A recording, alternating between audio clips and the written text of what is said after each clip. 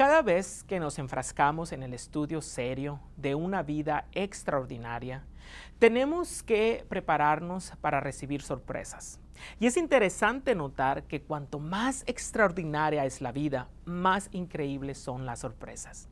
De esto podemos estar seguros.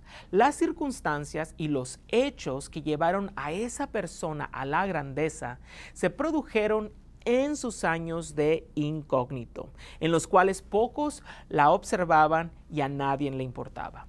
No debemos olvidar esto al estudiar la vida de Pablo.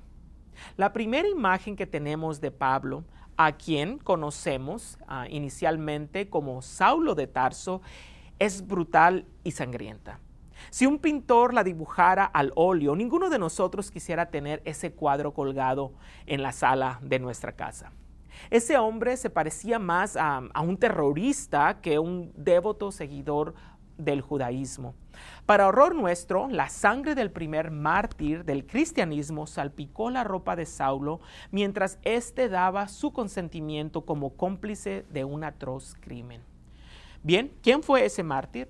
Era Esteban, un joven creyente de Jerusalén, descrito en Hechos 6 como lleno de gracia y de poder, quien hablaba con sabiduría dada por el Espíritu Santo y cuya expresión era como la cara de un ángel. Sin embargo, lo mataron a pedradas. Lo asesinaron a sangre fría. El Sanedrín, llamado el Consejo en el libro de Hechos, despreciaba a Esteban por su firme posición en defensa de Cristo. Se negaron a seguir escuchando su apasionada censura. Presos de la ira, lo arrastraron por la calle hasta la puerta norte que daba a las afueras de la ciudad. Allí lo golpearon con grandes y filosas piedras hasta que cayó tendido y murió. Saulo, que veía todo el episodio, formaba parte de la turba vociferante y sostenía los vestidos de los asesinos de Esteban. Se reía irónicamente con un deleite sádico. Hemos desarrollado a lo largo de nuestra vida como cosa natural una imagen mentalmente cristianizada del apóstol Pablo. Después de todo, él fue quien nos dio las 2 epístolas a los Corintios. También escribió Romanos, la carta magna de la vida cristiana. Fue el autor de esa liberadora carta a los Gálatas, exhortándolos a ellos y también a nosotros a vivir en la libertad que proporciona la gracia de Dios. Y también escribió las llamadas epístolas carcelarias y las epístolas pastorales, tan llenas de sabiduría y tan ricas en significado. Basado en todo esto, usted podría pensar que Pablo amó siempre al Salvador, desde su cuna. ¿Qué va? Nada podría estar más alejado de esa realidad. Pablo odiaba el nombre de Jesús, tanto así que se convirtió en un provocador violento y declarado que perseguía y asesinaba a cristianos por lealtad al Dios del cielo. Por más horroroso que parezca, jamás debemos olvidar el infierno de donde venía. Cuanto mejor comprendamos la ceguera de su pasado, mejor comprenderemos lo agradecido que él estaba por la gracia recibida de Dios. El primer retrato de la vida de Pablo que nos presentan en las Escrituras es simplemente como un joven que se llamaba Saulo, cómplice de un brutal asesinato de Esteban y que consentía en su muerte. Está en el libro de Hechos, en el capítulo 7 y 8. Ese es el Pablo que tenemos que observar para comprender las gloriosas verdades de las epístolas del Nuevo Testamento que él escribió. No es extraño entonces que más tarde llegara a ser conocido como el apóstol de la gracia. Tenemos que reconocer, si nos trasladamos al lugar de su nacimiento y de su niñez, que su ambiente no estuvo marcado por la ira y la violencia. La vida de Pablo comenzó en realidad de manera muy pacífica. A la verdad, yo soy judío, ciudadano de Tarso de Cilicia, una ciudad no insignificante, lo declaró Pablo. Un estudio detenido de la antigua Tarso revela que la ciudad natal de Pablo no era ningún pueblucho insignificante, sino una activa metrópoli de muchas culturas y con un comercio internacional. Su situación estratégica explica su importancia, su fama y su riqueza. La flor innata de toda esa diversidad cultural y comercial colmó la vida de Saulo, mientras éste crecía en la fascinante ciudad de su nacimiento. Aunque había quedado huérfano de madre a la edad de 9 años por ser hijo de un prominente fabricante de tiendas, Saulo se convirtió en el beneficiario de un legado religioso e intelectual igualmente rico. John Pollock, autor del libro El Apóstol, la vida de Pablo, describe hábilmente algunos aspectos de la infancia y la educación de Saulo. Los padres de Pablo eran fariseos, miembros del grupo más fervoroso en cuanto a nacionalismo judío y el más estricto en su obediencia a la ley de Moisés.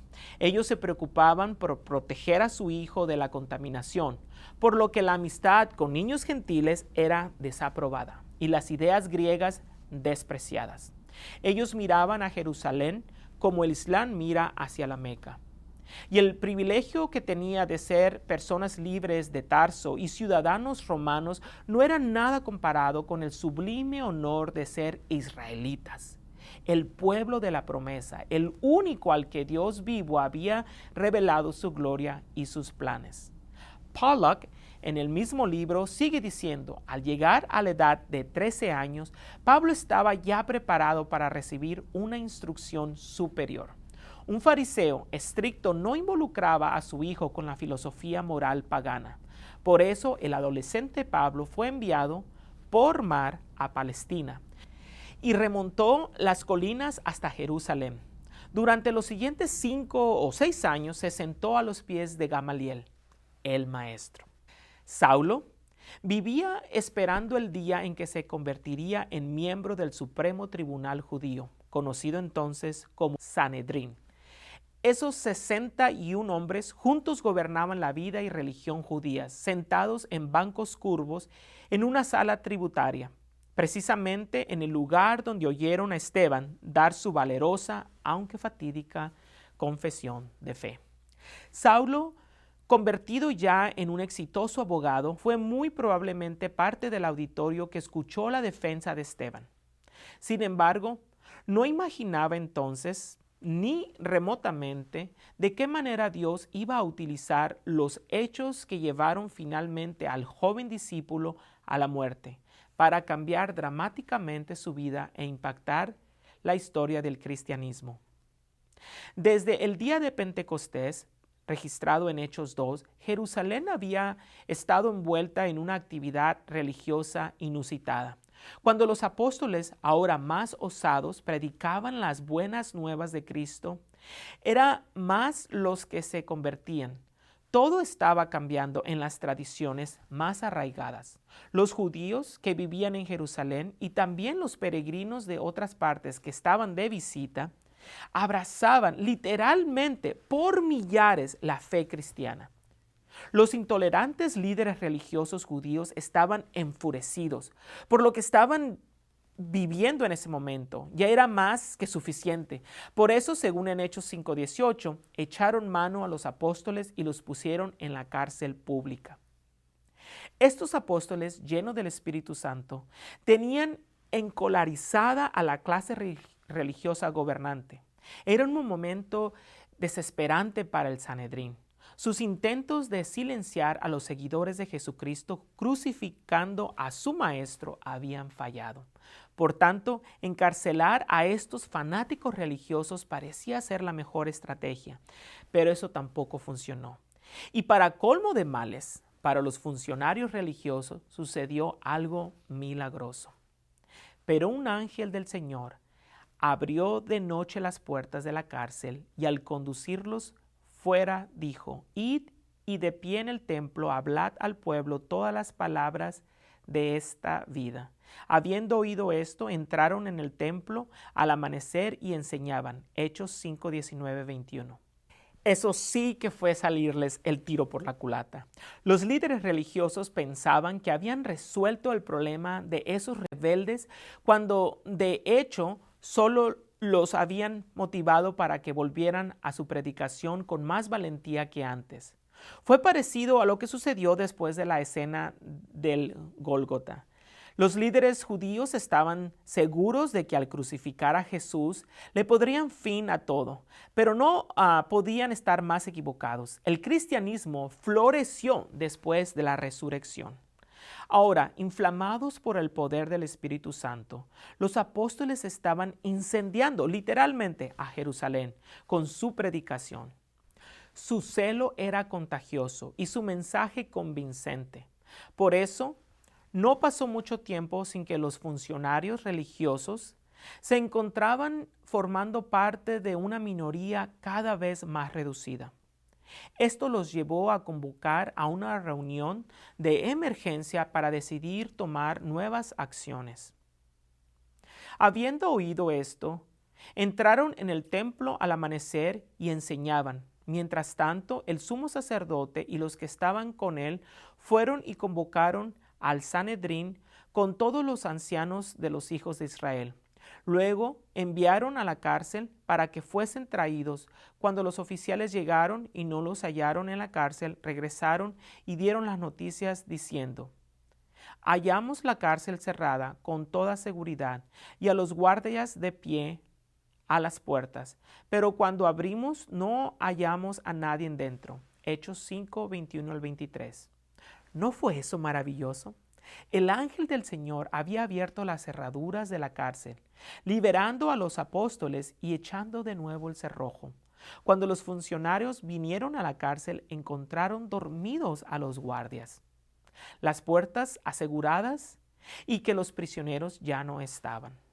Con toda seguridad, Saulo era uno de los que había escuchado el inquietante reporte.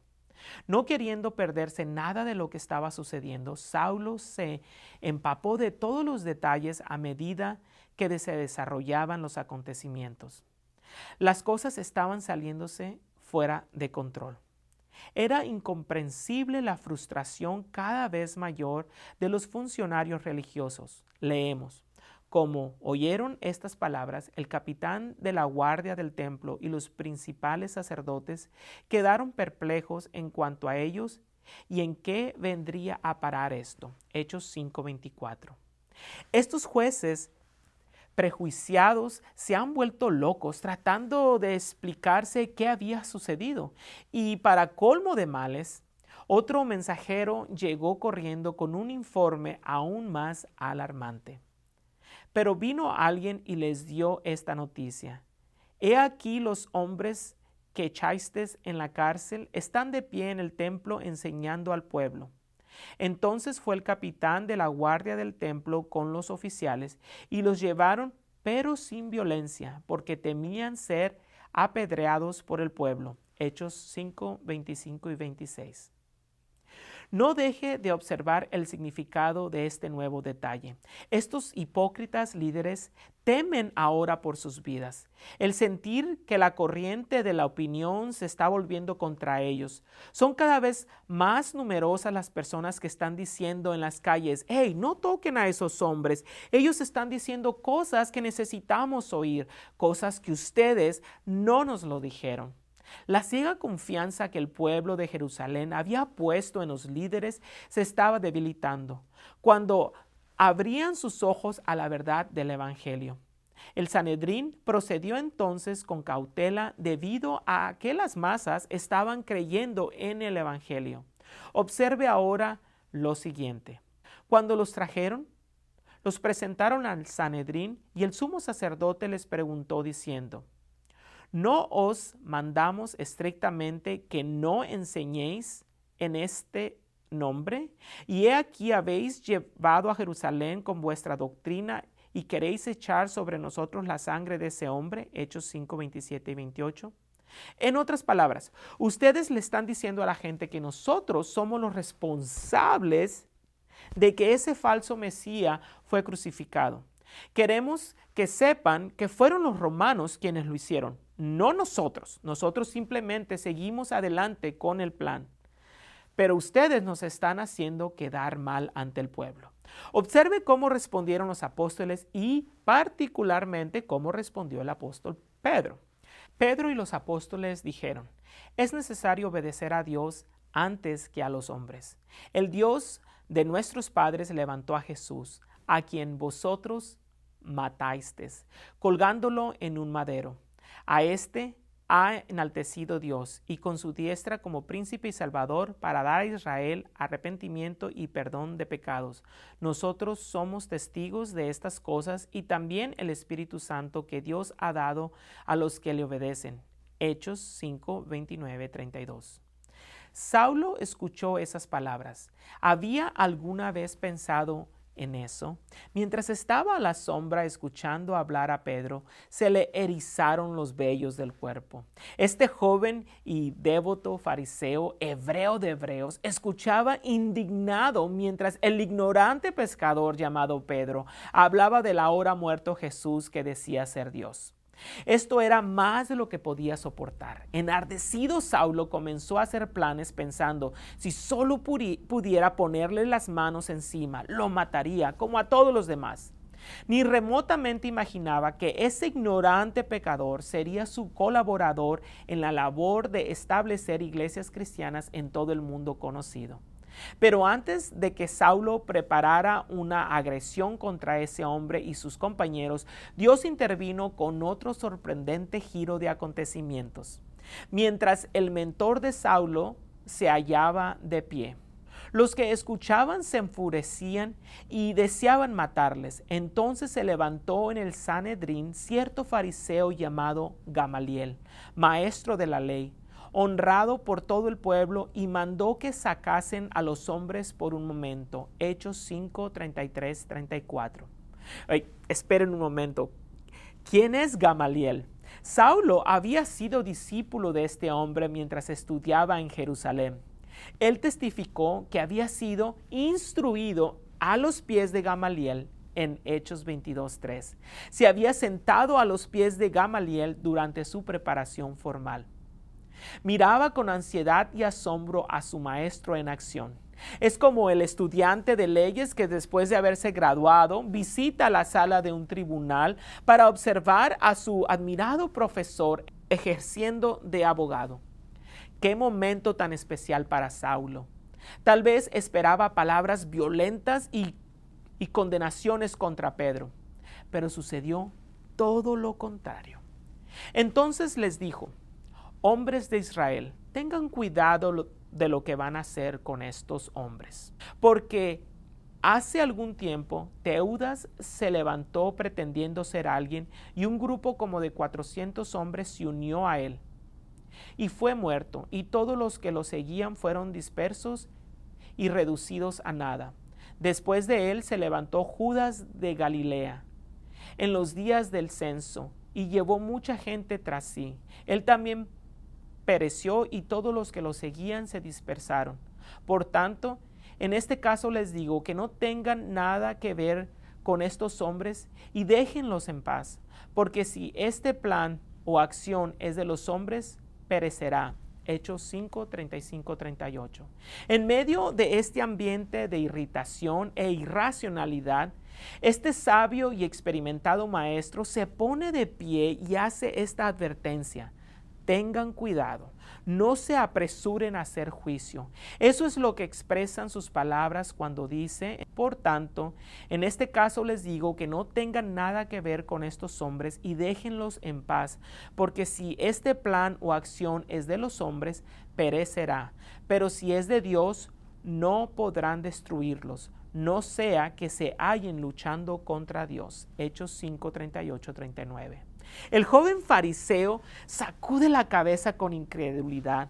Se suponía que este hombre era un vocero del judaísmo.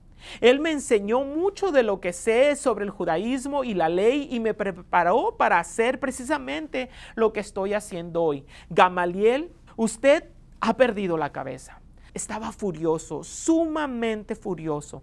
No podía creer que el Sanedrín aceptara esta tranquila reflexión y que considerara la posibilidad de aflojar la mano dura contra esos infieles. Pero eso fue exactamente lo que hicieron.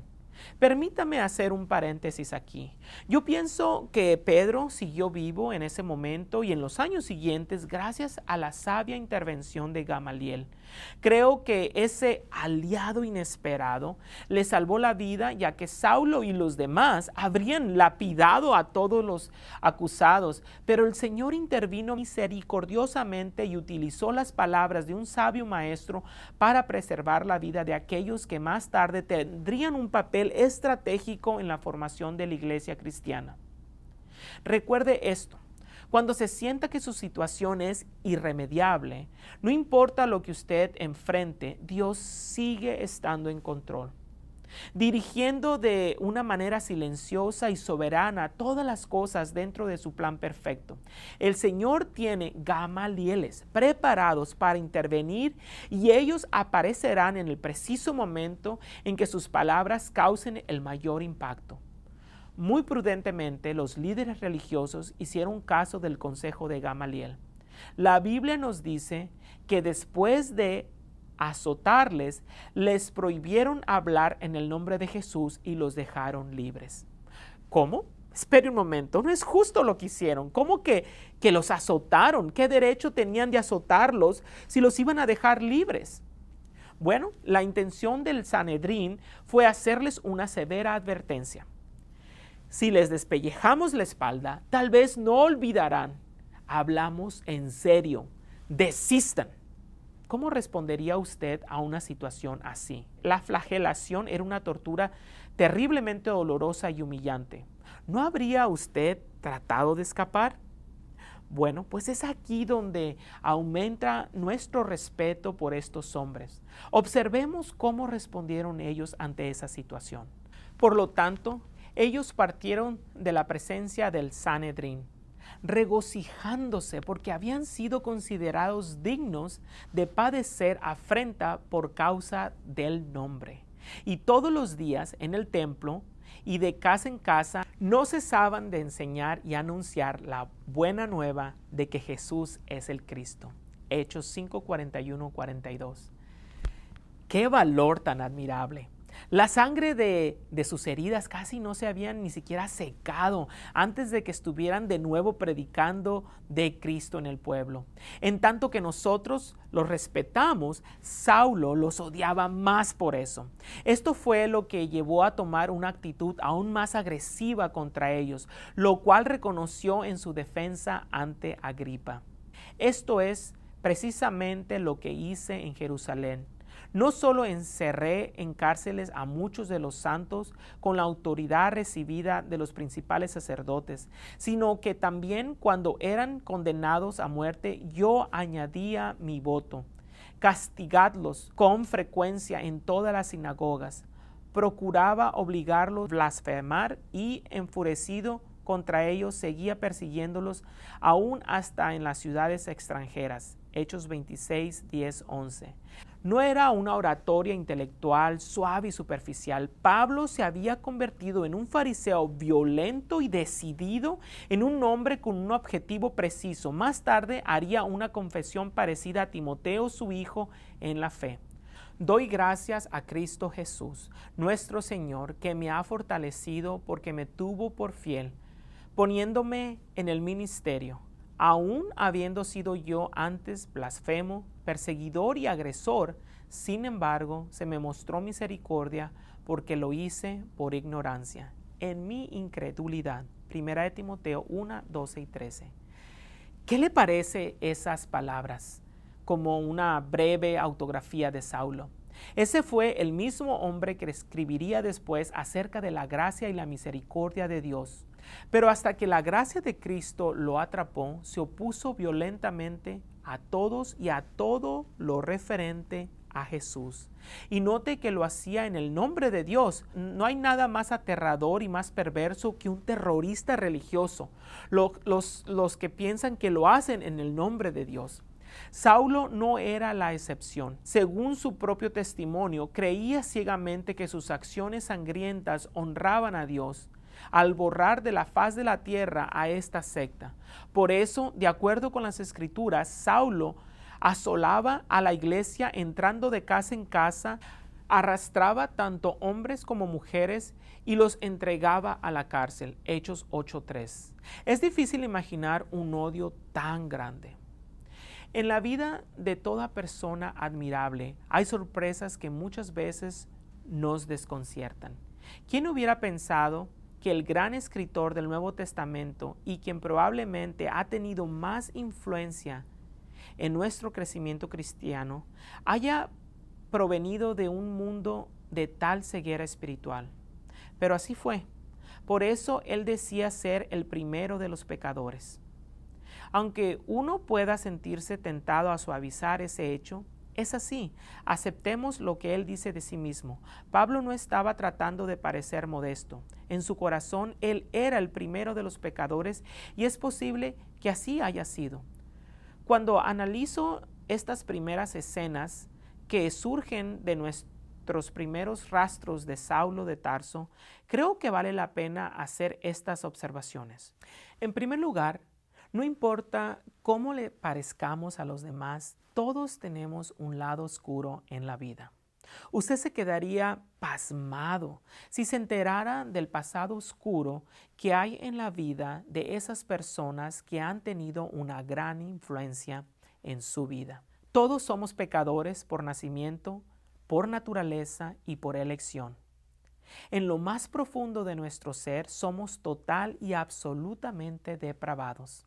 Andamos a tientas en la oscuridad por nuestra ceguera espiritual. No importa la imagen que demos, todos tenemos un pasado que no es ni agradable ni alentador. Es la vida que tuvimos antes de volvernos al Salvador. Solo que no somos tan vulnerables ni tan abiertos como Pablo para compartir con otros lo que fue nuestra vida antes de que abrazáramos la cruz. Ni tampoco tenemos que serlo.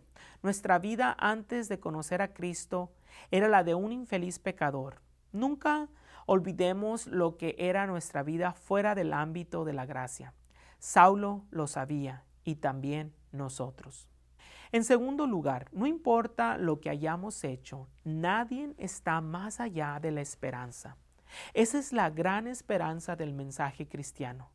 La cantidad o la profundidad de pecados en nuestro pasado no puede sobrepasar la gracia de Dios. Si cree que esto no es así, acuérdese del temerario fariseo de Tarso. Cuando el Señor lo salvó, Dios le dio a Saulo un nuevo nombre y al hacerlo lo hizo una nueva creación. Eso es lo que hace tan admirable la gracia de Dios.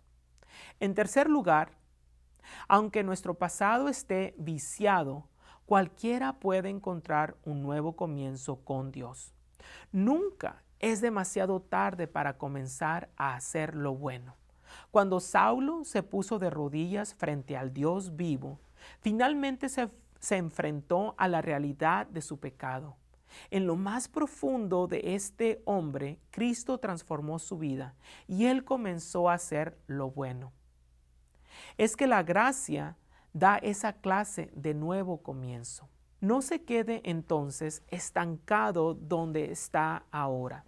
No pierda su tiempo ensimismado en lo que fue en el pasado. Recuerde que la esperanza que tenemos en Cristo significa que hay un mañana más brillante.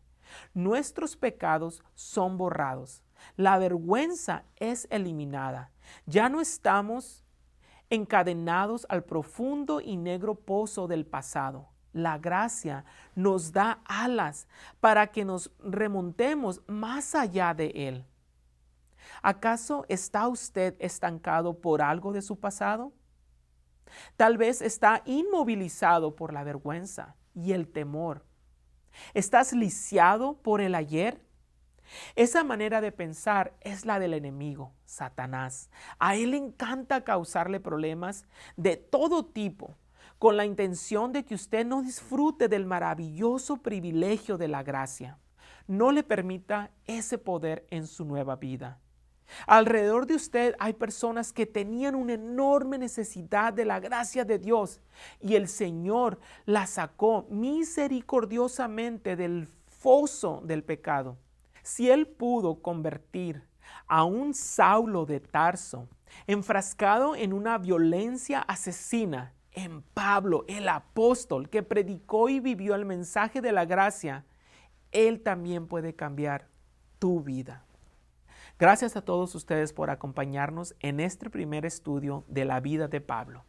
En las próximas semanas seguiremos profundizando y conociendo más de este hombre que fue transformado de una manera maravillosa. Y así como él, nosotros también tenemos acceso a esa gracia sorprendente de Dios. Dios los bendiga y hasta la próxima ocasión.